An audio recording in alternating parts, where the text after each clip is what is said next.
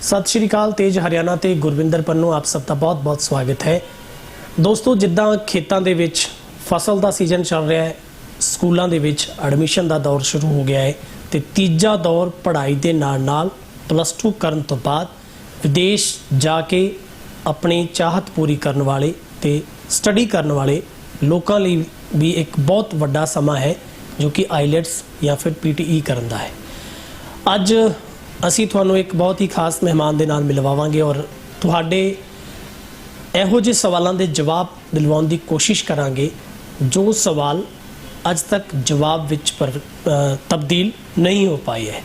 अज मैं डवाली शहर के एक बहुत ही प्रसिद्ध, यकीनन हर किसी के भरोसे ते खरा उतर रहे एक इंस्टीट्यूट है, फरीद इमीग्रेशन कंसर्न, जो कि एक बहुत ही माहिर एक उच्चा नाम है जिन्हां दा, जिथे वीज़ियां की लाइन लगी रहिंदी है। ये मेरे सुनने में आया है और सर नूं इस गल का अद्धे घंटे तक कोई पता नहीं सी कि उन्होंने अज इंटरव्यू होने वाला है। मैनू अज इंटरव्यू करना इसलिए मैं जरूरी समझा कि नैचुरली सवालों के जवाब मिलन, क्योंकि बहुत सारे मेरे को इहो जिहे सवाल आ रहे सी कि सर किसी आईलैट्स सेंटर पर जाके तुसीं साडे इन्हां सवालों के जवाब दिवाउण की कोशिश करो। सो मेरे नाल फरीद इमीग्रेशन डवाली की एक बहुत ही प्रसिद्ध इहो जिहा इंस्टीट्यूट बन गया है जो लोगों के भरोसे का प्रतीक बने। सो मेरे नाल सर गलबात करनगे अक्षय शर्मा जी मेरे नाल है। सर, सब तो पहला तेज हरियाणा ते तुहाडा बहुत बहुत स्वागत है। तेज हरियाणा देख रहे सारे दर्शकों को मेरी प्यार भरी सत श्री अकाल जी। सर, एक गल भरोसे नाल दस्सिओ, तुहानू अद्धे घंटे तो पहला अज सुबह पता सी थोड़ा इंटरव्यू होना है? बिल्कुल भी नहीं जी।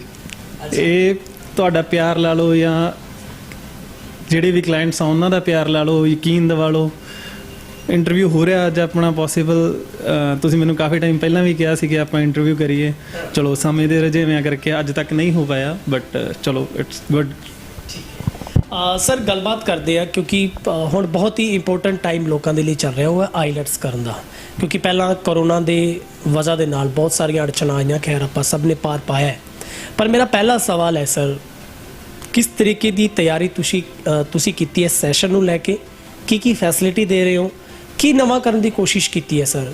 क्योंकि जो मैं सुनिया लोगों का रुझान थोड़े वाल बहुत ज़्यादा है। बहुत सारे लोग मैंने मिलते हैं जिहड़ा थोड़ा नाम लेंदे है या फिर थोड़े बारे चर्चा होती है।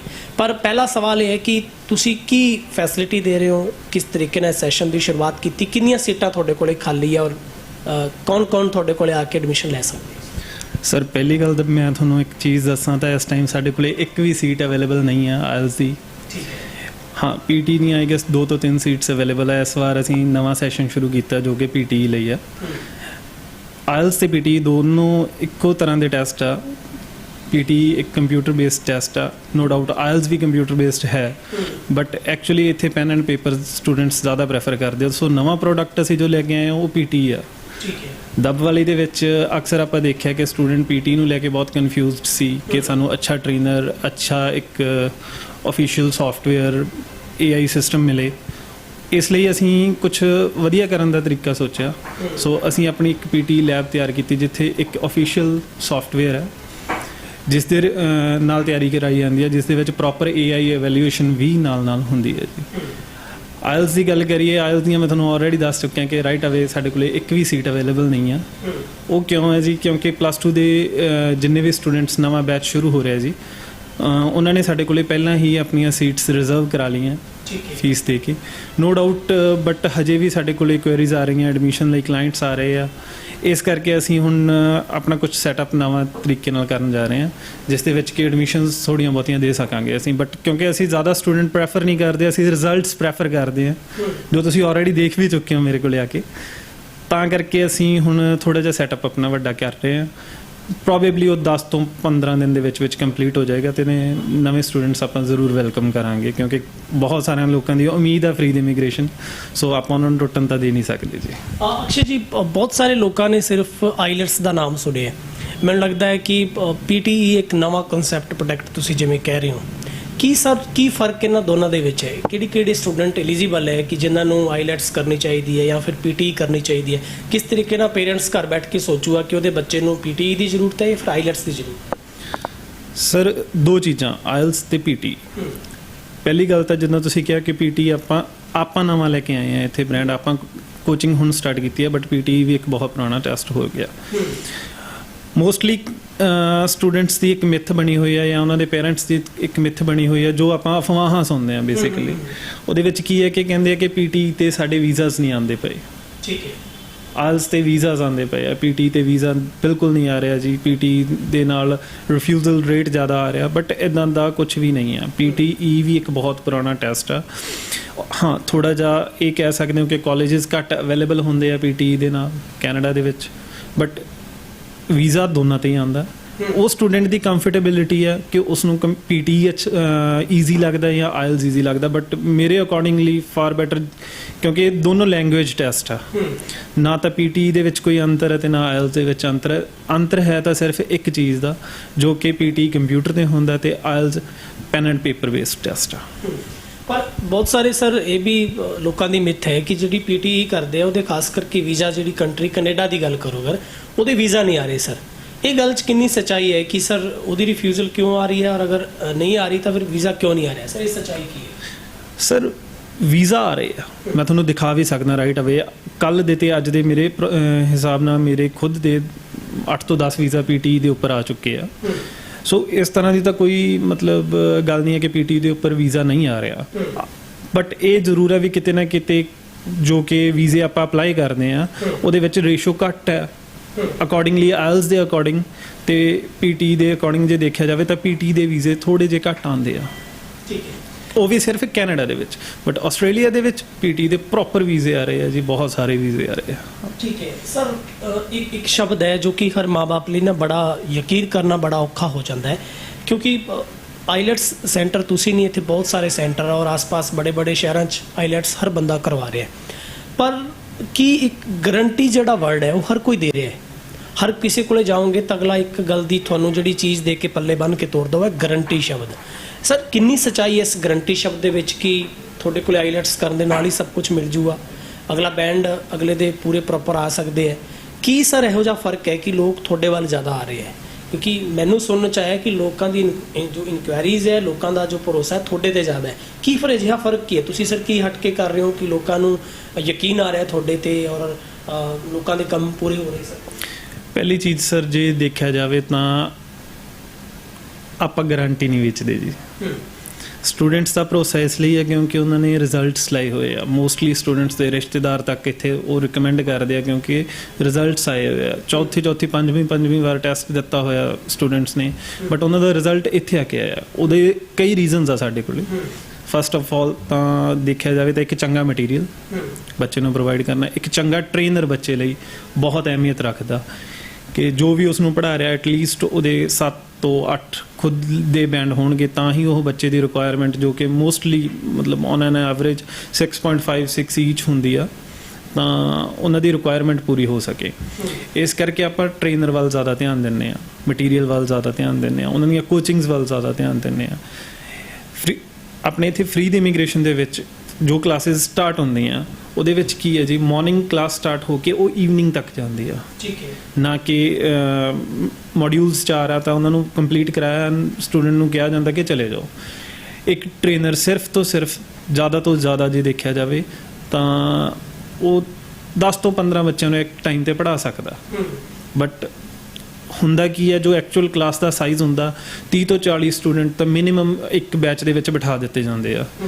ਉਹ ਮਿੱਥ ਆਪਾਂ ਤੋੜੀਏ, ਆਪਾਂ ਸਿਰਫ 15 ਸਟੂਡੈਂਟ ਤੋਂ ਉੱਪਰ ਆਪਾਂ ਇੱਕ ਬੈਚ ਦੇ ਵਿੱਚ ਕਰਦੇ ਹੀ ਨਹੀਂ ਆ। ਟ੍ਰੇਨਰਸ ਰਾਈਟਿੰਗ ਲਈ ਵੱਖਰੇ ਆ ਜੀ, ਰੀਡਿੰਗ ਲਈ ਵੱਖਰੇ ਆ, ਲਿਸਨਿੰਗ ਲਈ ਵੱਖਰੇ ਆ, ਸਪੀਕਿੰਗਸ ਦੇ ਵਿੱਚ ਸੈਸ਼ਨਸ ਬਹੁਤ ਸਾਰੇ ਹੁੰਦੇ ਆ।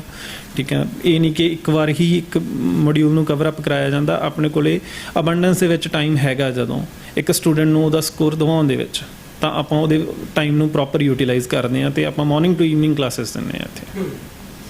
ਸਰ ਵੀਜ਼ਾ ਨੂੰ ਲੈ ਕੇ ਕਿਸ ਤਰੀਕੇ ਦੇ ਹਾਲਾਤ ਹੈ, ਕਿਉਂਕਿ ਕੀ ਟੂਰਿਸਟ ਵੀਜ਼ਾ ਵੀ ਸ਼ੁਰੂ ਹੋ ਗਏ ਹੈ।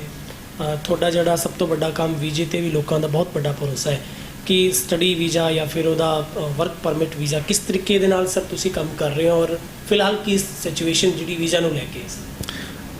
ਟੂਰਿਸਟ ਵੀਜ਼ਾ ਬਿਲਕੁਲ ਅੱਜ ਦੀ ਤਰੀਕ ਦੇ ਵਿੱਚ ਆ ਰਹੇ ਆ ਜੀ, ਬਹੁਤ ਵਧੀਆ ਰੇਸ਼ੋ 'ਚ ਆ ਰਹੇ ਆ।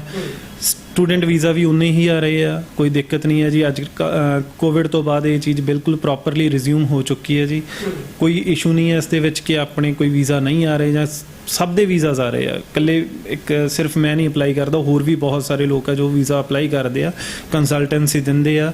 ਸੋ ਆਪਣੇ ਵੀਜ਼ਾਸ ਤਾਂ ਬਹੁਤ ਅੱਛੇ ਤਰੀਕੇ ਨਾਲ ਆ ਰਹੇ ਆ ਜੀ। ਠੀਕ ਹੈ ਸਰ, ਬਹੁਤ ਸਾਰੀਆਂ ਆਪਾਂ ਖਬਰਾਂ ਸੁਣਦੇ ਹਾਂ, ਹਜੇ ਵੀ ਬਹੁਤ ਸਾਰੀਆਂ ਖਬਰਾਂ ਆਉਂਦੀਆਂ ਕਿ ਵਿਦੇਸ਼ ਭੇਜਣ ਦੇ ਨਾਮ ਤੇ ਠੱਗੀ ਹੋ ਰਹੀ ਹੈ। ਅਜਿਹੇ ਸਮੇਂ ਦੇ ਵਿੱਚ ਮਾਪਿਆਂ ਲਈ ਸਭ ਤੋਂ ਵੱਡੀ ਚਿੰਤਾ ਹੈ ਕਿ ਉਹ ਅਜਿਹੇ ਕਿਸ ਸੈਂਟਰ ਦੇ ਵਿੱਚ ਜਾਣ ਜਿੱਥੇ ਉਹਦਾ ਬੱਚਾ ਵੀ ਸੇਫਲੀ ਪੜ੍ਹਾਈ ਕਰ ਸਕੇ ਔਰ ਉਹ ਉਡਾਨ ਵੀ ਭਰ ਸਕੇ। ਤੁਹਾਨੂੰ ਕੀ ਲੱਗਦਾ ਹੈ ਸਰ, ਤੁਸੀਂ ਕਿਸ ਤਰੀਕੇ ਨਾਲ ਲੋਕਾਂ ਨੂੰ ਮੈਸੇਜ ਸੁਨੇਹਾ ਦੇਣਾ ਚਾਹੋਗੇ ਕਿ ਉਹ ਬੇਖੌਫ ਤਰੀਕੇ ਨਾਲ ਬਿਨਾਂ ਕਿਸੇ ਡਰ ਦੇ फ्री दी इमिग्रेशन पे पहुँचन? क्योंकि मैं देखता बहुत सारे बच्चे सर जो अपने स्कोर नहीं कर पाते, बैंड स्कोर नहीं उन्होंने आਉਂਦਾ, ਉਹ बड़े बड़े शहरों च भजते, आखिर उन्होंने घुम घुमा के डावाड़ी थोड़े को आना पैंदा है। सर की दिक्कत है कि हर बंदा बैंड प्रॉपर कराने के लिए बहुत वड्डी गारंटी दिंदा है, वो बच्चे नूं कीलण की कोशिश करता है, पर वो बच्चे दे अंदर जाके देखने की कदे कोशिश नहीं करता कि असल च बच्चे की नींह भरन च कित्थे कमजोरी रह गई है। तुहानूं की लगता है सर अजिहे समय दे विच माँ बाप नूं की सोचना चाहिए? ਸਰ ਦੇਖੋ, ਇਹ ਸਟੈਪ ਹੈ ਜੀ, ਜੇ ਦੇਖਿਆ ਜਾਵੇ ਇੱਕ ਸ਼ੁਰੂਆਤ ਹੁੰਦੀ ਆ ਆਇਲਸ ਤੋਂ। ਇੱਕ ਸਟੂਡੈਂਟ ਸਾਡੇ ਕੋਲੇ ਆਉਂਦਾ, ਆਪਾਂ ਉਹਨੂੰ ਆਇਲਸ ਕਰਵਾਉਂਦੇ ਹਾਂ, ਉਹਦਾ ਰਿਜ਼ਲਟ ਆਉਂਦਾ, ਆਫਰ ਲੈਟਰਸ ਅਪਲਾਈ ਕਰਦੇ ਹਾਂ, ਫੀਸ ਭਰਦਾ ਸਟੂਡੈਂਟ, ਉਸ ਤੋਂ ਬਾਅਦ ਜਾ ਕੇ ਵੀਜ਼ਾ ਆਉਂਦਾ ਤੇ ਦੈਨ 에ਅਰ ਟਿਕਟਸ ਬਾਏ ਕਰਕੇ ਉੱਥੇ ਲੈਂਡ ਕਰਦਾ ਜੀ।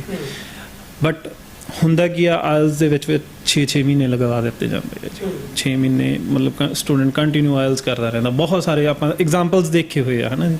6-6 ਮਹੀਨੇ ਇੱਕ ਸਾਲ ਆਇਲਸ 'ਤੇ ਲਾ ਦਿੰਦੇ ਆ। ਇਹਦੀ ਇੰਨੀ ਜ਼ਰੂਰਤ ਨਹੀਂ ਆ ਸਰ, ਟੂ ਬੀ ਫਰੈਂਕ, ਇਹਦੀ ਕੋਈ ਜ਼ਰੂਰਤ ਨਹੀਂ ਆ। ਆਇਲਸ ਸਿਰਫ ਇੱਕ ਲੈਂਗੁਏਜ ਟੈਸਟ ਆ, ਜੇ ਇਹਨੂੰ ਲੈਂਗੁਏਜ ਦੇ ਵਾਂਗੂ ਟਰੀਟ ਕੀਤਾ ਜਾਵੇ ਤਾਂ, ਨਾ ਕਿ ਆਇਲਸ ਕੋਈ ਹੋਊਗਾ। ਇੱਥੇ ਸਟੂਡੈਂਟਸ ਆਉਂਦੇ ਆ, ਉਹਨਾਂ ਨੂੰ ਕਰੀਅਰ ਕਾਉਂਸਲਿੰਗ ਪਹਿਲਾਂ ਤਾਂ ਕੀਤੀ ਜਾਂਦੀ ਹੈ ਜੀ, ਉਹਨਾਂ ਨੇ ਕੀ ਕੀਤਾ ਹੋਇਆ। ਹੁਣ ਆਇਲਸ ਦਾ ਐਗਜ਼ਾਮ ਕੀ ਹੈ ਕਿ +2 ਵਾਲੇ ਸਟੂਡੈਂਟ ਨੂੰ ਵੀ ਸੇਮ ਆਉਣਾ ਤੇ ਗ੍ਰੈਜੂਏਸ਼ਨ ਵਾਲੇ ਨੂੰ ਵੀ ਸੇਮ ਆਉਣਾ, ਠੀਕ ਹੈ ਜੀ। ਐਕੈਡੈਮਿਕ ਟੈਸਟ ਵੀ ਸੇਮ ਆਉਣਾ, ਉਹਦੇ ਵਿੱਚ ਕੋਈ ਦਿੱਕਤ ਨਹੀਂ ਹੈ। ਇੱਕ +2 ਵਾਲਾ ਸਟੂਡੈਂਟ ਵੀ ਉਹੀ ਐਗਜ਼ਾਮ ਦੇਗਾ ਤੇ ਇੱਕ ਗ੍ਰੈਜੂਏਸ਼ਨ ਵਾਲਾ ਸਟੂਡੈਂਟ ਵੀ ਉਹੀ ਐਗਜ਼ਾਮ ਦੇਗਾ। ਇੱਕ ਸਟੂਡੈਂਟ +2 ਵਾਲਾ 8 ਤੋਂ 9 ਬੈਂਡ ਸਕੋਰ ਕਰ ਜਾਂਦਾ, ਬਟ ਜਦੋਂ ਕਿ ਇੱਕ ਗ੍ਰੈਜੂਏਸ਼ਨ ਵਾਲਾ ਸਟੂਡੈਂਟ 6.5 ਤੱਕ ਤੇ ਸੀਮਤ ਰਹਿ ਜਾਂਦਾ ਜਾਂ ਉਸ ਤੋਂ ਘੱਟ ਸੀਮਤ ਰਹਿ ਜਾਂਦਾ, ਜਾਂ ਉਸ ਦੀ ਰਿਕੁਆਇਰਮੈਂਟ ਪੂਰੀ ਨਹੀਂ ਹੋ ਪਾਉਂਦੀ। ਉਸ ਸੀਨ ਦੇ ਵਿੱਚ ਕੀ ਹੈ ਕਿ ਉੱਥੇ ਆਪਾਂ ਨੂੰ ਪਤਾ ਲੱਗਦਾ this is just a language exam. +2 ਵਾਲਾ ਸਟੂਡੈਂਟ ਇੱਕ ਅੱਛੇ ਸਕੂਲ ਦਾ, ਜਿੱਥੇ ਉਸਨੂੰ ਇਨਵਾਇਰਨਮੈਂਟ ਪ੍ਰੋਪਰ ਇੰਗਲਿਸ਼ ਦੇ ਨਾਲ ਮਿਲਿਆ, ਉਸਦੀ ਨੇਚਰ 'ਚ ਬਰੌਟ ਅਪ ਹੋਈ ਹੈ ਇੰਗਲਿਸ਼, ਉਸਨੂੰ ਲੈਣੀ ਨਹੀਂ ਪਈ, ਕਿਸੇ ਬੁੱਕ ਤੋਂ ਨਹੀਂ ਲੈਣੀ ਪਈ ਜਾਂ ਕਿਸੇ ਟੀਚਰ ਤੋਂ ਨਹੀਂ ਲੈਣੀ ਪਈ, ਉਸਨੂੰ ਬਰੌਟ ਅਪ ਉਸ ਤਰੀਕੇ ਨਾਲ ਹੀ ਉਸਦੀ ਹੋਈ ਹੈ ਕਿ ਇੰਗਲਿਸ਼ ਦੇ ਵਿੱਚ ਚੀਜ਼ਾਂ ਉਹਨੂੰ ਮਿਲੀਆਂ। ਇਸ ਕਰਕੇ ਉਹ +2 ਵਾਲਾ ਸਟੂਡੈਂਟ 8 ਤੋਂ 9 ਬੈਂਡ ਸਕੋਰ ਕਰ ਰਿਹਾ, ਜਦੋਂ ਕਿ ਇੱਕ ਗ੍ਰੈਜੂਏਸ਼ਨ ਵਾਲਾ ਸਟੂਡੈਂਟ ਪੰਜਾਬੀ ਦੇ ਵਿੱਚ ਪੜ੍ਹਿਆ, ਹਿੰਦੀ ਦੇ ਵਿੱਚ, ਆਪਣੀ ਲੋਕਲ ਲੈਂਗੁਏਜ ਦੇ ਵਿੱਚ ਉਹਨੇ ਸਾਰੇ ਸਬਜੈਕਟਸ ਕੀਤੇ ਆ। ਇੰਗਲਿਸ਼ ਉਹਨੂੰ ਅਗਰ ਹੁੰਦੀ ਵੀ ਸੀ ਤਾਂ ਇੰਗਲਿਸ਼ ਬਹੁਤ ਘੱਟ ਮਿਲੀ ਆ ਉਸਨੂੰ, ਇਸ ਕਰਕੇ ਉਸਨੂੰ ਥੋੜ੍ਹਾ ਟਾਈਮ ਵੀ ਲੱਗਦਾ, ਪਲੱਸ ਉਹਦੇ ਸਕੋਰ ਵੀ ਰੀਜ਼ਨੇਬਲ ਰਹਿੰਦੇ ਆ। ਬਟ ਐਕਸੈਪਸ਼ਨਸ ਆ ਸਰ, ਮੈਂ ਨਹੀਂ ਕਹੂੰਗਾ ਕਿ ਇਹ ਸਾਰਿਆਂ ਲਈ ਆ, ਐਕਸੈਪਸ਼ਨਸ ਆ, ਕਿਉਂਕਿ ਇੱਕ ਰੀਜਨਲ ਹੋਣਾ ਤੇ ਇੱਕ ਨਾਨ ਰੀਜਨਲ ਹੋਣਾ ਲੈਂਗੁਏਜ ਦੇ ਨਾਲ ਬਹੁਤ ਫਰਕ ਦਿੰਦਾ ਹੈ ਜੀ। ਨੇਟਿਵ ਹੋਣਾ ਬਹੁਤ ਜ਼ਰੂਰੀ ਆ ਅਗਰ ਤੁਸੀਂ ਅੱਛਾ ਸਕੋਰ ਲੈਣਾ। ਬਟ ਆਪਣੇ ਕੋਲੇ ਇੱਥੇ ਆ ਕਿ ਅਸੀਂ ਬਰੌਟ ਅਪ ਹੀ ਉਸ ਤਰੀਕੇ ਨਾਲ ਦਿੰਦੇ ਹਾਂ ਕਿ ਜਿੱਥੋਂ ਸ਼ੁਰੂਆਤ ਕੀਤੀ ਜਾਂਦੀ ਹੈ ਉੱਥੋਂ ਆਪਾਂ ਸ਼ੁਰੂਆਤ ਕਰਵਾਉਂਦੇ ਹਾਂ। ਸਟੂਡੈਂਟ ਦੀ ਨੀਡ ਲੱਭਦੇ ਹਾਂ ਜੀ, ਉਸਨੂੰ ਕੀ ਰਿਕੁਆਇਰਡ ਆ, ਉਸਨੂੰ 15-20 ਬੁੱਕਸ ਰਿਕਮੈਂਡ ਕਰ ਦੇਣਾ, ਉਸਨੂੰ ਬੁੱਕਸ ਦੇਣਾ, ਉਹਦਾ ਆਇਲਸ ਦਾ ਕੋਈ ਹੱਲ ਨਹੀਂ ਹੈ ਜੀ। ਬਟ ਐਕਚੁਅਲੀ ਜੋ ਚੀਜ਼ ਹੋਣੀ ਚਾਹੀਦੀ ਆ ਉਹ ਕੀ ਹੈ ਕਿ ਉਸਨੂੰ 2 ਪੇਜ ਦੇ ਦਿਓ ਜੋ ਉਸ ਲਈ ਰਿਕੁਆਇਰਡ ਆ, ਤਾਂ ਦੈਟਸ ਗੁੱਡ। ਉਹ ਆਪਣੇ ਆਪ ਉਸਨੂੰ ਪੜ੍ਹੇਗਾ, ਕਰੇਗਾ। ਅਸੀਂ ਟੀਚਰਸ ਦੀ ਹੈਲਪ ਲਏਗਾ, ਮਾਰਨਿੰਗ ਟੂ ਈਵਨਿੰਗ ਆਪਣੇ ਸੈਸ਼ਨਸ ਲਾਏਗਾ, ਲਿਸਨਿੰਗ ਕਰੇਗਾ, ਉਸਦੀ ਰੈਪੀਟੀਸ਼ਨਸ ਕਰੇਗਾ, ਰੀਡਿੰਗ ਕਰੇਗਾ, ਰੀਡਿੰਗ ਦੀ ਡਿਸਕਸ਼ਨ ਪ੍ਰੋਪਰਲੀ ਡੇਲੀ ਮਿਲੇ ਉਸ ਬੱਚੇ ਨੂੰ, ਸਪੀਕਿੰਗ ਦੇ ਸੈਸ਼ਨਸ ਹੋਣ, ਰਾਈਟਿੰਗ ਕਰਵਾਈ ਜਾਵੇ, ਜੋ ਉਸਦੀਆਂ ਵੀਕ ਪਾਰਟਸ ਆ ਉਹਦੇ ਲਈ ਉਹਨਾਂ ਨੂੰ ਐਕਸਟਰਾ ਕਲਾਸਿਸ ਪ੍ਰੋਵਾਈਡ ਕੀਤੀਆਂ ਜਾਣ, ਤਾਂ ਓਬਵੀਅਸ ਹੈ ਵੀ ਇੱਕ ਨੇਚਰ ਆ, ਸਟੂਡੈਂਟ ਉਸਨੂੰ ਗੇਨ ਕਰੇਗਾ। ਪੇਰੈਂਟਸ ਨੂੰ ਜਾ ਕੇ ਕੀ ਦੇਖਣਾ ਚਾਹੀਦਾ ਕਿ ਜੋ ਟ੍ਰੇਨਰ ਉਹਨਾਂ ਨੂੰ ਪੜ੍ਹਾ ਰਿਹਾ, ਫਸਟ ਆਫ ਆਲ ਤਾਂ ਉਹਦਾ ਆਪਣਾ ਕਿੰਨਾ ਸਕੋਰ ਆ, ਕਿ ਉਹ ਵੈਲ ਟ੍ਰੇਨਡ ਹੈ, ਕਿ ਉਹ ਸਟੂਡੈਂਟਸ ਨੂੰ ਟ੍ਰੇਨ ਕਰ ਸਕੇ, ਕਿ ਉਹਨਾਂ ਦੀਆਂ ਨੀਡਸ ਪੂਰੀਆਂ ਕਰ ਸਕੇ, ਕਿ ਇਹ ਜ਼ਰੂਰੀ ਹੈ, ਇਹ ਬਹੁਤ ਜ਼ਿਆਦਾ ਜ਼ਰੂਰੀ ਹੈ ਸਰ। ਇਸ ਲਈ ਪੇਰੈਂਟਸ ਨੂੰ ਜਾ ਕੇ ਪਹਿਲਾਂ ਤਾਂ ਟ੍ਰੇਨਰਸ ਨਾਲ ਦੇਖਣਾ ਚਾਹੀਦਾ ਕਿ ਉਹਨਾਂ ਦੇ ਸਕੋਰਸ ਕਿੰਨੇ ਆ, ਉਹਦਾ ਐਕਸਪੀਰੀਅੰਸ ਕਿੰਨਾ ਤੇ ਉਹਨਾਂ ਦੇ ਰਿਜ਼ਲਟਸ ਕਿੱਦਾਂ ਆ ਰਹੇ ਆ। ਬਹੁਤ ਸਾਰੇ ਸਟੂਡੈਂਟਸ ਮੇਰੇ ਕੋਲ ਆ ਕੇ ਕਹਿੰਦੇ ਕਿ ਸਰ ਤੁਸੀਂ ਡੈਮੋ ਨਹੀਂ ਪ੍ਰੋਵਾਈਡ ਕਰਦੇ। ਮੈਂ ਰਿਜ਼ਲਟਸ ਦਿਖਾ ਸਕਦਾ ਜੀ, ਮੈਂ ਉਹਨਾਂ ਨੂੰ ਆਪਣੇ ਟ੍ਰੇਨਰਸ ਦੇ ਸਕੋਰਸ ਦਿਖਾ ਸਕਦਾ, ਮਲਟੀਪਲ ਟ੍ਰੇਨਰਸ ਦੇ ਸਕਦਾ ਵੀ ਇੱਕ ਟ੍ਰੇਨਰ ਦੀ ਕਈ ਵਾਰ ਬਹੁਤ ਸਾਰੇ ਬੱਚਿਆਂ ਨੂੰ ਸ਼ਿਕਾਇਤ ਹੁੰਦੀ ਹੈ ਕਿ ਸਾਨੂੰ ਸਮਝ ਨਹੀਂ ਆਉਂਦੀ, ਤਾਂ ਉਹਨਾਂ ਨੂੰ ਵੈਰਾਈਟੀ ਆਫ ਟ੍ਰੇਨਰਸ ਮਿਲ ਸਕਦੇ ਆ, ਨੰਬਰ ਆਫ ਟ੍ਰੇਨਰਸ ਮਿਲ ਸਕਦੇ ਆ। ਉਹਨਾਂ ਨੂੰ ਅੱਛਾ ਮਟੀਰੀਅਲ ਜੋ ਵੀ ਉਹਨਾਂ ਲਈ ਹੈ, ਰੀਅਲ ਐਕਚੁਅਲ ਟੈਸਟ ਹੋਣ ਜਾਂ ਕੁਝ ਵੀ XYZ ਚੀਜ਼ਾਂ ਹੋਣ, ਉਹਨਾਂ ਨੂੰ ਆਪਾਂ ਦਿੰਨੇ ਆ ਜੀ। ਠੀਕ ਹੈ, ਇਸ ਤਰੀਕੇ ਨਾਲ ਉਹਨਾਂ ਦਾ ਬ੍ਰੌਟ ਅਪ ਕੀਤਾ ਜਾਂਦਾ ਕਿ 0 ਤੋਂ ਲੈ ਕੇ ਵੀ 100 ਤੱਕ ਸਾਡੇ ਕੋਲੇ ਆਉਂਦੇ ਆ ਜੀ। ਠੀਕ ਹੈ ਸਰ, ਕਈ ਵਾਰੀ ਸਵਾਲ ਉੱਠਦਾ ਹੈ ਕਿ ਕਈ ਵਾਰੀ ਨਾ ਬੱਚਾ ਮਾਂ-ਬਾਪ ਨੂੰ ਕੰਪੈਲ ਕਰਦਾ ਹੈ ਕਿ ਨਹੀਂ ਉਹਨੇ ਵੱਡੇ ਕਿਸੇ ਸ਼ਹਿਰ 'ਚ ਜਾ ਕੇ ਕਿਸੇ ਵੱਡੇ ਸੈਂਟਰ ਤੋਂ ਹੀ ਆਈਲੈਟਸ ਕਰਨੀ ਹੈ, ਔਰ ਬੱਚੇ ਦੀ ਸੋਚ ਹੈ ਕਿ ਉਹਨੂੰ ਆਪਦੇ ਆਲੇ ਦੁਆਲੇ ਜਿੱਥੇ ਆਪਣਾ ਯਕੀਨ ਛੇਤੀ ਬਣ ਸਕਦਾ ਹੈ, ਕਿਉਂਕਿ ਤੁਸੀਂ ਇੱਥੋਂ ਦੇ ਲੋਕਾਂ ਦੇ ਟੱਚ 'ਚ ਜ਼ਿਆਦਾ ਹੋ। ਅਗਰ ਮੈਂ ਕਿਸੇ ਸ਼ਹਿਰ ਦਾ ਨਾਮ ਨਹੀਂ ਲੈਂਦਾ, ਅਗਰ ਕਿਸੇ ਬੜੇ ਸ਼ਹਿਰ 'ਚ ਦੂਰ ਜਾ ਕੇ ਆਈਲੈਟਸ ਕਰਨੀ ਹੈ ਤਾਂ ਉੱਥੇ ਬੈਠਾ ਬੰਦਾ ਸਾਨੂੰ ਨਹੀਂ ਪਤਾ ਕੌਣ ਹੈ, ਪਰ ਬੱਚਾ ਉੱਥੇ ਜਾ ਕੇ ਵੀ ਰਿਕਵਰੀ ਨਹੀਂ ਕਰ ਸਕਦਾ, ਉਹਦੇ ਬੈਂਡ ਨਹੀਂ ਆ ਰਹੇ ਹੈ, ਉਹ ਬਾਰ-ਬਾਰ ਫੀਸ ਵੀ ਭਰਨੀ ਪੈ ਰਹੀ। ਜਿਵੇਂ ਤੁਸੀਂ ਪਹਿਲਾਂ ਕਿਹਾ ਕਿ 1 ਸਾਲ ਤੱਕ 2 ਸਾਲ ਤੱਕ ਬੱਚਾ ਆਈਲੈਟਸ ਹੀ ਕਰਦਾ ਫਿਰਦਾ ਹੈ। ਸਰ, ਉਹ ਮਾਂ-ਬਾਪ ਲਈ ਤੁਹਾਡਾ ਕੀ ਸੁਨੇਹਾ ਹੈ ਕਿ ਉਹ ਡਬਲੀ ਤੋਂ ਬਾਹਰ ਜਾ ਕੇ ਭਟਕਣ ਦੀ ਬਜਾਏ ਜੇਕਰ ਫ੍ਰੀ ਦੀ ਇਮੀਗ੍ਰੇਸ਼ਨ ਤੇ ਆ ਕੇ ਗੱਲ ਕਰਨ ਤਾਂ ਕੀ ਇੱਕ ਵੱਡੇ ਜਿਹੜੇ ਸੈਂਟਰ ਦੇ ਵਿੱਚ ਜਾਣ ਦਾ ਸੁਪਨਾ ਬੱਚੇ ਦਾ, ਉੱਥੇ ਜਾ ਕੇ ਜੋ ਕਰਨ ਦਾ ਸੁਪਨਾ ਹੈ, ਉਹਨੂੰ ਡਬਲ 'ਚ ਮਿਲ ਸਕਦਾ ਹੈ? ਸਰ, ਜੇ ਮੈਂ ਤੁਹਾਨੂੰ ਇੱਕ ਚੀਜ਼ ਤੁਹਾਡੇ ਤੋਂ ਮੈਂ ਇੱਕ ਸਵਾਲ ਪੁੱਛਾਂ ਕਿ ਆਪਾਂ ਘਰੇ ਰੋਟੀ ਬਣਾਉਂਦੇ ਆ ਜੀ, ਬਾਹਰ ਵੀ ਰੋਟੀ ਬਣਦੀ ਹੈ, ਉਹਦੇ ਪ੍ਰੋਸੀਜਰ 'ਚ ਕੋਈ ਫਰਕ ਹੋ ਸਕਦਾ? ਕੋਈ ਫਰਕ ਨਹੀਂ ਹੋ ਸਕਦਾ। ਉਸ ਤਰੀਕੇ ਨਾਲ ਹੀ ਹੈ ਸਰ, ਇੰਗਲਿਸ਼ ਸਿੱਖਣ ਦੇ ਤਰੀਕੇ 'ਚ ਕੋਈ ਫਰਕ ਨਹੀਂ ਹੈ, ਬਸ ਇੰਗਲਿਸ਼ ਨੂੰ ਅਡਾਪਟ ਕਰਨਾ ਪੈਂਦਾ। It is a language, it has to be adapted not learned. ਇਹ ਇੱਕ ਕੋਟ ਮੈਂ ਤੁਹਾਨੂੰ ਇਸ ਲਈ ਕਹਿ ਰਿਹਾ ਕਿਉਂਕਿ ਕੋਈ ਵੀ ਲੈਂਗੁਏਜ ਆਪਾਂ ਸਿੱਖ ਸਕਦੇ ਹਾਂ, ਉਹਨੂੰ ਯਾਦ ਨਹੀਂ ਕੀਤਾ ਜਾ ਸਕਦਾ। ਆਇਲਸ ਇੱਕ ਲੈਂਗੁਏਜ ਟੈਸਟ ਹੈ, ਇਹਨੂੰ ਸਿੱਖਣਾ ਪੈਂਦਾ। ਉਹ ਆਪਾਂ ਘਰੇ ਸਿੱਖ ਲਈਏ ਜਾਂ ਬਾਹਰ ਸਿੱਖ ਲਈਏ ਜੀ, ਉਹ ਸੇਮ ਹੈ ਜੀ। ਬਟ ਇਨੀਸ਼ੀਅਲ ਐਂਡ ਤੇ ਕੀ ਹੁੰਦਾ ਕਿ ਟਾਈਮ ਵੇਸਟ ਹੋ ਰਿਹਾ। ਉਹਦੇ ਵਿੱਚ ਕੀ ਕੀਤਾ ਜਾਵੇ ਸਟੂਡੈਂਟ ਨੂੰ, ਅਗਰ ਉਹਨਾਂ ਕੋਲੇ ਮੰਨ ਕੇ ਚੱਲੋ ਵੀ ਸੋਰਸਿਸ ਅਵੇਲੇਬਲ ਆ। ਅੱਜ ਕੱਲ੍ਹ ਇੰਟਰਨੈਟ ਹਰ ਇੱਕ ਘਰ ਦੇ ਵਿੱਚ ਅਵੇਲੇਬਲ ਆ। ਆਨਲਾਈਨ ਕਲਾਸਿਸ ਨੇ ਬਹੁਤ ਵੱਡਾ ਫਾਇਦਾ ਦਿੱਤਾ ਕਿ ਹਰੇਕ ਸਟੂਡੈਂਟ ਕੋਲੇ ਆਪਣਾ ਗੈਜਟ ਆ, ਉਹ ਯੂਜ਼ ਕਰ ਸਕਦਾ। ਕੋਈ ਵੀ ਮਟੀਰੀਅਲ ਚਾਹੀਦਾ ਉਹ ਉਸ ਨੂੰ ਇੰਟਰਨੈਟ 'ਤੇ ਅਵੇਲੇਬਲ ਮਿਲ ਜਾਂਦਾ। ਨਹੀਂ ਮਿਲਦਾ ਅਸੀਂ ਖੁਦ ਸ਼ੇਅਰ ਕਰਵਾ ਦਿੰਦੇ ਹਾਂ। ਜ਼ਰੂਰੀ ਨਹੀਂ ਹੈ ਕਿ ਉਹ ਸਟੂਡੈਂਟ ਸਾਡੇ ਕੋਲੇ ਕਲਾਸ ਲੈ ਰਿਹਾ ਹੋਵੇ। ਮੈਂ ਇਸ ਲਈ ਕਹਿ ਰਿਹਾ ਕਿਉਂਕਿ ਗਿਆਨ ਤਾਂ ਸਰ ਵੰਡਿਆਂ ਵੱਧਦਾ ਜੀ। ਤੇ ਇਸ ਚੀਜ਼ ਨੂੰ ਲੈ ਕੇ ਅਸੀਂ ਮੋਸਟਲੀ ਕੀ ਕਰਦੇ ਹਾਂ ਕਿ ਸਟੂਡੈਂਟ ਨੂੰ ਅਸੀਂ ਬੁੱਕਸ ਰਿਕਮੈਂਡ ਕਰ ਦਿੰਦੇ ਹਾਂ। ਅਗਰ ਸਾਡੇ ਕੋਲੇ ਸੀਟਸ ਅਵੇਲੇਬਲ ਨਹੀਂ ਆ ਤਾਂ ਅਸੀਂ ਉਹਨਾਂ ਨੂੰ ਬੁੱਕਸ ਰਿਕਮੈਂਡ ਕਰਦੇ ਹਾਂ ਜਾਂ ਉਹਨਾਂ ਲਈ ਕੁਝ ਵੀਡੀਓਜ਼ ਅਸੀਂ ਆਪਣੀਆਂ ਵੱਲੋਂ ਸ਼ੇਅਰ ਕਰ ਦਿੰਦੇ ਹਾਂ ਕਿ ਇਹ ਤੁਸੀਂ ਦੇਖੋ, ਤੁਹਾਡੇ ਲਈ ਫਾਇਦੇਮੰਦ ਆ। ਇੰਗਲਿਸ਼ ਮੂਵੀਜ਼, ਸੌਂਗਸ ਤਾਂ ਹਰ ਕੋਈ ਰਿਕਮੈਂਡ ਕਰਦਾ ਹੀ ਆ। ਬਟ ਸਰ ਐਕਚੁਅਲੀ ਪ੍ਰੋਬਲਮ ਕੀ ਆਉਂਦੀ ਹੈ ਜਦੋਂ ਸਟੂਡੈਂਟ ਇੱਥੋਂ ਦੂਰ ਜਾਂਦਾ, ਉਸ ਨੂੰ ਐਂ ਲੱਗਦਾ ਕਿ ਮੇਰੇ ਘਰ ਕੋਲੇ ਆ। ਇੱਕ ਨਾ ਪੰਜਾਬੀ ਦੀ ਕਹਾਵਤ ਹੈ ਜੀ, ਘਰ ਦਾ ਜੋਗੀ ਜੋਗੜਾ, ਬਾਹਰ ਦਾ ਜੋਗੀ ਸਿੱਧ। ਉਹਨਾਂ ਨੂੰ ਕੀ ਲੱਗਦਾ ਜੀ ਇੱਥੋਂ ਅਸੀਂ ਜਾਵਾਂਗੇ ਕਿਸੇ ਵੱਡੇ ਸ਼ਹਿਰ 'ਚ ਜਾਵਾਂਗੇ ਤਾਂ ਉਹ ਸਾਨੂੰ ਪਤਾ ਨਹੀਂ ਕੀ ਗੁਰੂ ਮੰਤਰ ਦੇ ਦੇਣਗੇ ਵੀ ਸਾਨੂੰ ਇੰਗਲਿਸ਼ ਆ ਜਾਏਗੀ, ਸ਼ਾਇਦ ਘੋਲ ਕੇ ਪਿਆ ਦੇਣਗੇ ਜੀ, ਕੋਈ ਦਵਾਈ ਆ। ਇਸ ਕਰਕੇ ਸਰ ਮੇਰਾ ਇੱਕ ਬਹੁਤ ਵਧੀਆ ਸਿਸਟਮ ਬਣਾਇਆ ਹੋਇਆ ਕਿ ਜੋ ਚੀਜ਼ ਤੁਹਾਨੂੰ ਚਾਹੀਦੀ ਉਹ ਅਸੀਂ ਇੱਥੇ ਅਵੇਲੇਬਲ ਕਰਦੇ ਹਾਂ। ਤੁਹਾਡੇ ਸ਼ਹਿਰ ਦੇ ਵਿੱਚ ਰਿਜ਼ਲਟਸ ਦੇਖੋ। ਮੈਂ ਇੱਕ ਗੱਲ ਕਹਿੰਦਾ ਵੀ ਅਸੀਂ ਕੀ ਪੜ੍ਹਾ ਰਹੇ ਹਾਂ, ਤੁਸੀਂ ਬੇਸ਼ੱਕ ਉਹ ਚੀਜ਼ ਨਾ ਦੇਖੋ ਪਰ ਸਾਡੇ ਰਿਜ਼ਲਟਸ ਦੇਖੋ। 99 ਤੱਕ ਸਕੋਰ ਆਏ ਹੋਏ। ਮੈਂ ਤੁਹਾਨੂੰ ਦਿਖਾਉਣਾ ਥੋੜੇ ਟਾਈਮ 'ਚ, ਨੋਟ 'ਤੇ ਦਿਖਾਊਂਗਾ ਬਕਾਇਦਾ ਕਿ ਰਿਜ਼ਲਟਸ ਆ ਰਹੇ ਆ। ਉਹ ਕਿਉਂ ਆ ਰਹੇ ਆ? ਕਿਉਂਕਿ ਇੱਕ ਸਟੂਡੈਂਟ 'ਤੇ ਮਿਹਨਤ ਕੀਤੀ ਜਾਂਦੀ ਹੈ ਜੀ। ਇੱਕ ਬੰਦੇ ਦੀ ਪਰਸਨਲ ਸੈਟਿਸਫੈਕਸ਼ਨ ਹੁੰਦੀ ਹੈ ਕਿ ਨਹੀਂ ਜੀ ਮੇਰਾ ਉੱਥੋਂ ਸਕੋਰ ਆ ਜਾਊਗਾ, ਹੀ ਸ਼ੁੱਡ ਗੋ ਦਿਓ। ਮੈਂ ਉਸ ਨੂੰ ਕਦੇ ਨਹੀਂ ਰੋਕੂੰਗਾ ਵੀ ਨਹੀਂ ਤੁਸੀਂ ਉੱਥੇ ਨਹੀਂ ਜਾਣਾ ਜਾਂ ਉਸ ਬੰਦੇ ਕੋਲੇ ਨਹੀਂ ਪੜ੍ਹਨਾ ਜਾਂ ਉਸ ਇੰਸਟੀਚਿਊਟ 'ਚ ਨਹੀਂ ਪੜ੍ਹਨਾ। ਨੋ ਡਾਊਟ ਜੋ ਵਧੀਆ ਕੰਮ ਕਰ ਰਿਹਾ ਉਹ ਵਧੀਆ ਕੰਮ ਕਰ ਰਿਹਾ ਜੀ।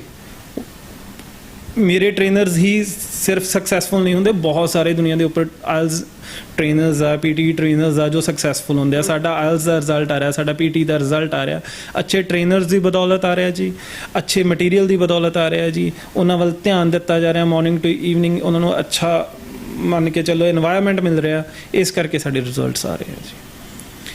ਇੱਕ ਸਟੂਡੈਂਟ ਇੱਥੋਂ ਚਲਾ ਜਾਂਦਾ ਦੱਬਵਾਲੀ ਤੋਂ, ਉਹ 2 ਤੋਂ 3 ਇੰਸਟੀਚਿਊਟਸ 'ਚ ਜਾਇਆ ਹੁੰਦਾ, ਇੱਕ ਐਗਜ਼ਾਮ ਉੱਥੇ ਦਿੱਤਾ, ਦੂਸਰਾ ਦਿੱਤਾ, ਤੀਸਰਾ ਦਿੱਤਾ, ਰਿਜ਼ਲਟ ਨਹੀਂ ਆਉਂਦਾ ਜੀ।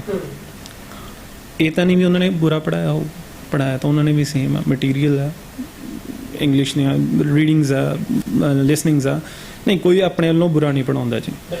ਬਟ ਅਸੀਂ ਆਪਣੇ ਵੱਲੋਂ ਥੋੜ੍ਹਾ ਜਿਹਾ ਜ਼ਿਆਦਾ ਹਾਰਡ ਵਰਕ ਕਰਦੇ ਹਾਂ, ਸ਼ਾਇਦ ਤਾਂ ਰਿਜ਼ਲਟਸ ਆਉਂਦੇ ਆ ਜੀ। ਸਟੂਡੈਂਟਸ ਦਾ ਸਾਡੇ 'ਤੇ ਵਿਸ਼ਵਾਸ ਆ, ਉਸ ਵਿਸ਼ਵਾਸ ਨੂੰ ਅਸੀਂ ਕਾਇਮ ਰੱਖਣਾ ਚਾਹੁੰਦੇ ਹਾਂ, ਸਾਡੇ ਰਿਜ਼ਲਟਸ ਤਾਂ ਆਉਂਦੇ ਆ ਜੀ। ਮੋਸਟ ਪ੍ਰੋਬੇਬਲੀ ਸਾਨੂੰ ਇੱਕ ਬੱਚਾ ਸਾਡੇ 'ਤੇ ਉਮੀਦ ਲੈ ਕੇ ਆਉਂਦਾ, ਅਸੀਂ ਉਹ ਉਮੀਦ ਟੁੱਟਣ ਨਹੀਂ ਦੇਣਾ ਚਾਹੁੰਦੇ, ਇਸ ਲਈ ਅਸੀਂ ਆਪਣਾ ਹਾਰਡ ਵਰਕ ਕਰਦੇ ਹਾਂ ਜੀ ਜ਼ਿਆਦਾ। ਮੈਂ ਇਹ ਜ਼ਰੂਰ ਕਹੂੰਗਾ ਵੀ ਅਸੀਂ ਹਾਰਡ ਵਰਕ ਉਨਾ ਸਾਡਾ ਵੱਧਦਾ ਰਹਿੰਦਾ। ਸਾਨੂੰ ਕੋਈ ਆ ਕੇ ਜਦੋਂ ਵੀ ਕੋਈ ਸਟੂਡੈਂਟਸ ਆਉਂਦੇ ਆ ਸਾਡੇ ਕੋਲ ਰਿਵਿਊਜ਼ ਹੁੰਦੇ ਆ, ਸਟੂਡੈਂਟ ਰਿਵਿਊ ਦੇ ਕੇ ਜਾਂਦਾ, ਸਰ ਮੈਨੂੰ ਆਹ ਚੀਜ਼ ਦੇ ਵਿੱਚ ਪ੍ਰੋਬਲਮ ਆ ਰਹੀ ਹੈ, ਮੈਨੂੰ ਮੰਨ ਕੇ ਚੱਲੋ ਵੀ ਬਲੈਂਕਸ ਦੇ ਵਿੱਚ ਪ੍ਰੋਬਲਮ ਆ ਰਹੀ ਹੈ ਜਾਂ ਟਰੂ ਫਾਲਸ ਨਾਟ ਗਿਵਨ ਰੀਡਿੰਗ ਦੇ ਹੈਗੇ ਆ, ਸਾਨੂੰ ਉਹਦੇ ਵਿੱਚ ਪ੍ਰੋਬਲਮ ਆ ਰਹੀ ਹੈ, ਹੈਡਿੰਗਸ ਦੇ ਵਿੱਚ ਪ੍ਰੋਬਲਮ ਆ ਰਹੀ ਆ, ਤਾਂ ਅਸੀਂ ਉਸ ਨੂੰ ਉਸ ਦਾ ਉਸੇ ਟਾਈਮ ਹੱਲ ਦੇਣ ਦੀ ਕੋਸ਼ਿਸ਼ ਕਰਦੇ ਆ ਪਹਿਲਾਂ ਤਾਂ।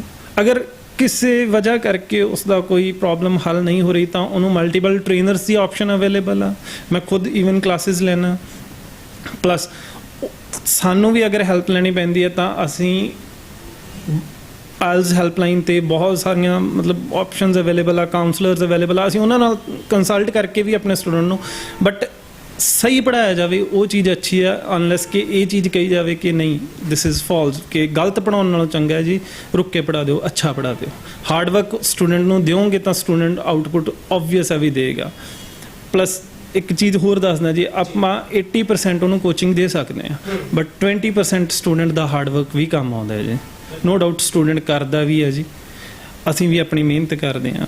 ਮੈਂ ਨਹੀਂ ਕਹਿੰਦਾ ਵੀ 100% ਰਿਜ਼ਲਟਸ ਆਉਂਦੇ ਆ ਬਟ ਮਿਹਨਤ ਜ਼ਰੂਰ ਕੀਤੀ ਜਾਂਦੀ ਹੈ ਕਿ ਉਹ ਰਿਜ਼ਲਟ ਆਪਾਂ ਅਚੀਵ ਕਰ ਸਕੀਏ ਤੇ ਵਾਹਿਗੁਰੂ ਦੀ ਬਲੇਸਿੰਗ ਨਾਲ ਜ਼ਰੂਰ ਆਉਂਦਾ ਜੀ ਉਹ ਰਿਜ਼ਲਟ। ਅਕਸ਼ੇ ਜੀ, ਆਖਰੀ ਮੇਰਾ ਸਵਾਲ ਹੈ ਉਹਨਾਂ ਮਾਪਿਆਂ ਲਈ, ਪੇਰੈਂਟਸ ਲਈ ਤੁਹਾਡਾ ਕੀ ਸੁਨੇਹਾ ਹੈ ਜਿਨ੍ਹਾਂ ਦੀ ਉਮੀਦ ਟੁੱਟ ਗਈ ਜਾਂ ਫਿਰ ਟੁੱਟਣ ਦੀ ਕਗਾਰ ਤੇ ਹੈ, ਜਿਨ੍ਹਾਂ ਦਾ ਸੁਪਨਾ ਟੁੱਟ ਸਕਦਾ ਹੈ ਪਰ ਅਜੇ ਸਮੇਂ 'ਚ ਫ੍ਰੀ ਦੀ ਇਮੀਗ੍ਰੇਸ਼ਨ ਕਿਵੇਂ ਇੱਕ ਜੈਕ ਦਾ ਕੰਮ ਕਰ ਸਕਦਾ ਹੈ, ਉਹਨਾਂ ਦੇ ਭਰੋਸੇ ਨੂੰ ਹੋਰ ਦੁੱਗਣਾ ਕਰ ਸਕਦਾ ਹੈ, ਕੀ ਸੁਨੇਹਾ ਸਰ? ਸਾਡੇ ਕੋਲੇ ਸਟੂਡੈਂਟ ਆਉਂਦਾ, ਅਸੀਂ ਉਹਨੂੰ ਪ੍ਰੋਪਰ ਕਾਉਂਸਲਿੰਗ ਦਿੰਦੇ ਹਾਂ ਜੀ। ਅਗਰ ਆਇਲਸ ਹੋ ਪਾਉਂਦੀ ਹੈ ਤਾਂ ਆਪਾਂ ਉਹਨਾਂ ਨੂੰ ਉਹ ਵੀ ਰਿਵਰਟ ਕਰਦੇ ਆ, ਠੀਕ ਹੈ। ਇਨ ਦਾ ਕੇਸ ਕੋਈ ਸਟੂਡੈਂਟ ਦੇ ਡ੍ਰੀਮਸ ਆ, ਵੀਜ਼ਾਸ ਵੀ ਆਉਂਦੇ ਆ, ਰਿਫਿਊਜ਼ਲਸ ਵੀ ਆਉਂਦੀਆਂ, ਆਇਲਸ ਤੋਂ ਸਕੋਰ ਵੀ ਆਉਂਦੇ ਆ, ਕਈ ਬੱਚਿਆਂ ਦੇ ਨਹੀਂ ਵੀ ਆਉਂਦੇ, ਪੀਟੀ ਤੋਂ ਸਕੋਰ ਨਹੀਂ ਆਉਂਦਾ, ਤਾਂ ਉਹਨਾਂ ਲਈ ਅਸੀਂ ਇਹ ਤਾਂ ਨਹੀਂ ਕਹਿ ਸਕਦੇ ਵੀ ਕੁਝ ਅਸੀਂ ਡਿਫਰੈਂਟ ਕਰ ਰਹੇ ਹਾਂ ਬਟ ਇੰਨਾ ਕੁ ਡਿਫਰੈਂਸ ਜ਼ਰੂਰ ਕਰ ਰਹੇ ਹਾਂ ਵੀ ਅਸੀਂ ਉਸ ਬੱਚੇ ਦੀ ਪ੍ਰੋਫਾਈਲ 'ਤੇ ਹਾਰਡ ਵਰਕ ਕਰ ਰਹੇ ਹਾਂ। ਸਾਡੇ ਰਿਫਿਊਜ਼ ਤੁਸੀਂ ਆਲਰੇਡੀ ਦੇਖ ਚੁੱਕੇ ਹੋ, ਮੈਂ ਕਹਿੰਦੇ ਹੋ ਤਾਂ ਮੈਂ ਦਿਖਾ ਦਿੰਦਾ ਤੁਹਾਨੂੰ। ਤੁਸੀਂ ਮੈਨੂੰ ਵਿਜ਼ਟਰ ਵੀਜ਼ਾਸ ਪੁੱਛੇ ਸੀ, ਮੈਂ ਸੌਰੀ ਕੈਮਰਾ ਸਾਹਮਣੇ ਸ਼ੇਅਰ ਨਹੀਂ ਕਰ ਸਕਦਾ ਬਟ ਤੁਸੀਂ ਖੁਦ ਹੀ ਦੇਖ ਲਓ ਕਿੰਨੇ ਅੱਜ ਤੇ ਕੱਲ੍ਹ ਦੇ ਹੈ, ਸ਼ਾਇਦ 2 ਦਿਨਾਂ ਦੇ ਹੈ, ਸਿਰਫ 2 ਦਿਨਾਂ ਦੇ ਵੀਜ਼ੇ ਹੈ। ਅਪਰੋਕਸੀਮੇਟਲੀ 35 ਹੈ ਜੀ ਇਹ। ਅੱਛਾ, ਇਹ ਤਾਂ ਸਰ ਬਹੁਤ ਵੱਡੀ ਗੱਲ ਹੈ ਕਿ ਸਿਰਫ 2 ਦਿਨਾਂ ਦੇ ਨੇ ਵੀਜ਼ੇ। ਹਾਂਜੀ, ਇਹ ਤੁਸੀਂ ਦੇਖ ਸਕਦੇ ਹੋ ਸਾਰੀਆਂ PPRs ਹੈ ਜੀ ਇਹ। ਠੀਕ ਹੈ ਸਰ, ਬਿਲਕੁਲ। ਔਰ ਸਰ ਕੀ ਸੁਨੇਹਾ ਤੁਹਾਡਾ ਆਖਰੀ ਮੈਂ ਪੁੱਛਣਾ ਚਾਹੁੰਦਾ? ਬਿਲਕੁਲ ਅਸੀਂ ਦਿਖਾਵਾਂਗੇ ਸਰ, ਨਾਲ ਸ਼ੌਕ ਦਿਖਾਵਾਂਗੇ।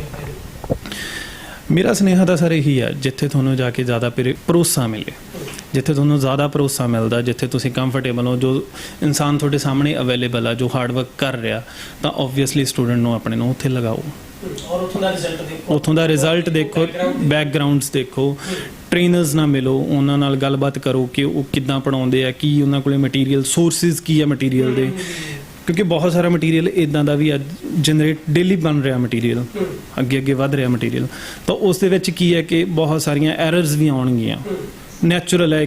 ਜੇ ਆਪਾਂ ਸਹੀ ਚੀਜ਼ਾਂ ਕਰਾਉਂਦੇ ਹਾਂ ਤਾਂ ਉਹਦੇ ਵਿੱਚ ਗਲਤੀਆਂ ਖਾਮੀਆਂ ਬੁੱਕਸ 'ਚ ਵੀ ਨਿਕਲ ਆਉਂਦੀਆਂ ਸਰ, ਤਾਂ ਉਹ ਦੇਖਿਆ ਜਾਵੇ ਕਿ ਪੜ੍ਹਾਇਆ ਕੀ ਜਾ ਰਿਹਾ ਬੱਚੇ ਨੂੰ।